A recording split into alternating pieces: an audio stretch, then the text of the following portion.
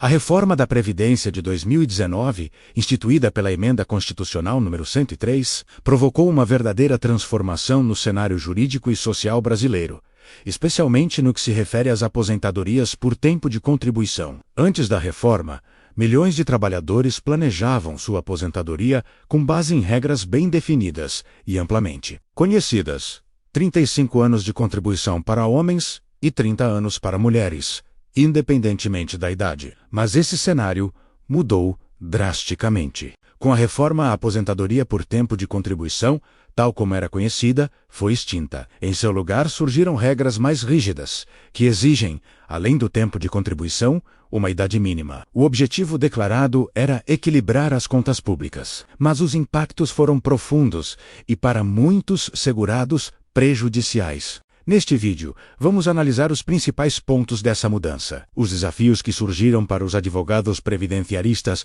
e principalmente as estratégias que podem ser adotadas para garantir os direitos dos segurados. Se você é advogado, estudante de direito ou simplesmente quer entender melhor seus direitos, este conteúdo é para você. Vamos começar com os fundamentos constitucionais da Previdência Social. A Constituição Federal de 1988, em seu artigo 201, consagra a Previdência como um dos pilares da Seguridade Social, ao lado da saúde e da assistência social. Ela é baseada no princípio da solidariedade, ou seja, todos contribuem para garantir a proteção de quem dela precisa. E mais, tem como fundamento a dignidade da pessoa humana, conforme o artigo 1º, inciso 3, da Constituição. Além disso, a gestão da Previdência deve contar com a participação dos trabalhadores, conforme o artigo 10, parágrafo 1º, reforçando a ideia de que este é um sistema construído por todos e para todos. Esses fundamentos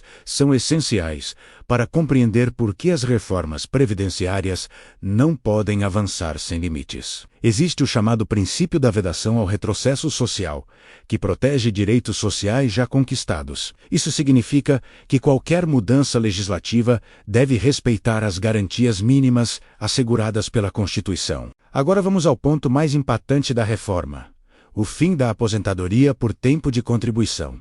Sim, ela foi extinta. Antes, bastava atingir o tempo mínimo de contribuição menos 35 anos para homens, 30 para mulheres.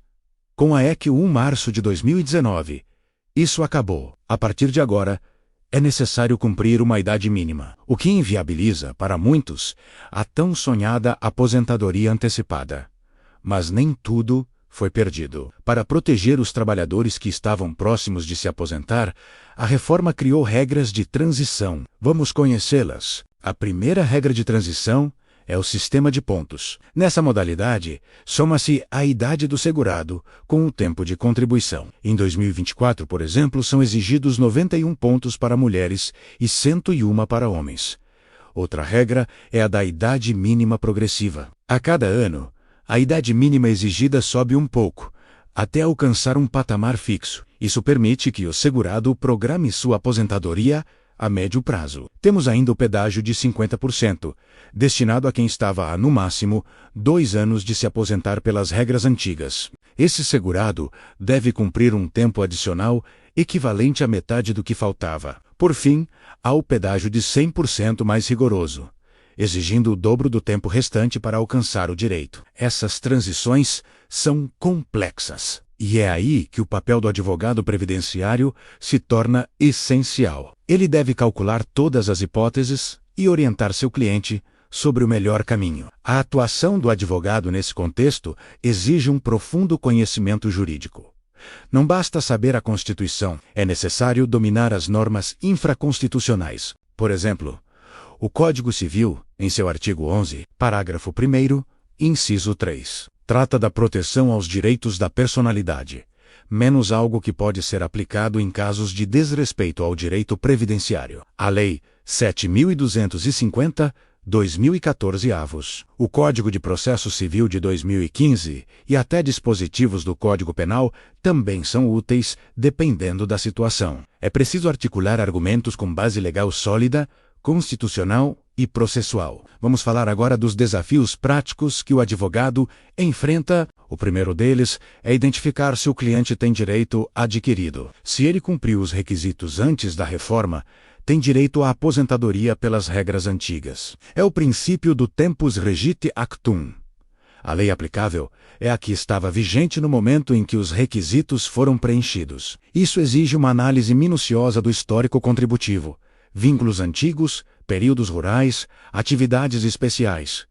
Tudo deve ser considerado. Outro desafio é o reconhecimento de períodos não computados pelo Instituto Nacional de Seguro Social. Muitas vezes o CNIS, o Cadastro Nacional de Informações Sociais, está incompleto. O advogado precisa comprovar esses períodos com documentos, testemunhas, laudos, o que for necessário. Além disso, é possível retificar o CNIS e até reafirmar a dar menos a data de entrada do requerimento para beneficiar o segurado com uma regra mais vantajosa. Outro ponto crucial é o cálculo do benefício. A reforma mudou profundamente a forma de calcular a aposentadoria. Antigamente, descartavam-se os 20% menores salários. Com a reforma, a média é feita sobre 100% das contribuições. Isso pode reduzir significativamente o valor da aposentadoria. Além disso, existe a possibilidade da chamada revisão da vida toda. Essa tese busca incluir no cálculo salários de contribuição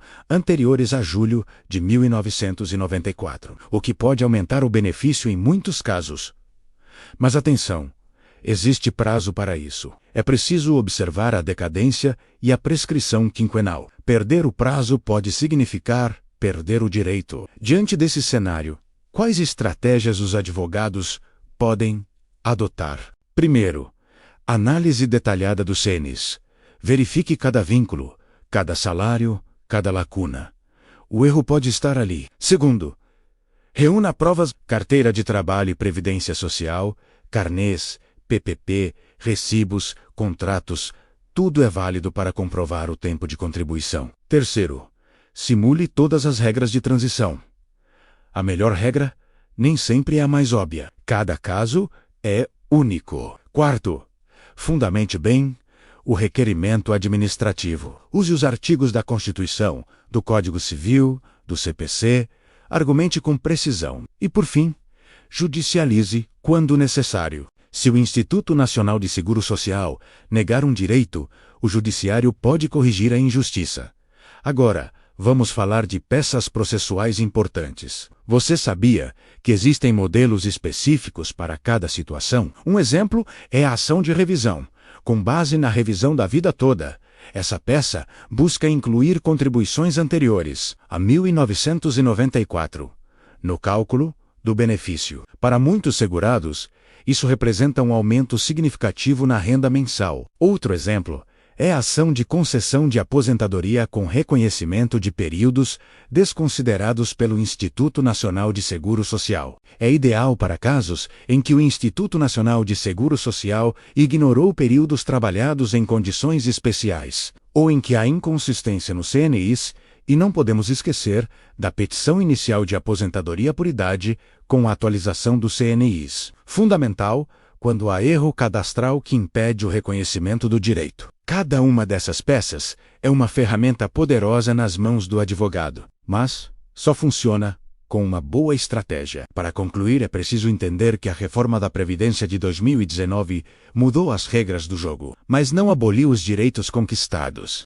O advogado previdenciário deve ser, acima de tudo, um defensor da justiça social. Seu papel é garantir que os segurados recebam o que lhes é devido. Nem mais, nem menos. Por isso, estudar as novas regras, conhecer as transições, identificar o direito adquirido e dominar as ferramentas processuais é essencial. É assim que se constrói uma advocacia previdenciária forte, ética e eficaz, que respeita a Constituição e promove a dignidade da pessoa humana. E aí, o que você achou deste vídeo? Se ele te ajudou de alguma forma, se esclareceu suas dúvidas, ou se trouxe novas ideias para sua prática jurídica. Não esquece de curtir, compartilhar e se inscrever no canal. Sua interação ajuda o conteúdo a alcançar mais pessoas e ajuda a construir uma sociedade mais justa e informada. Até o próximo vídeo.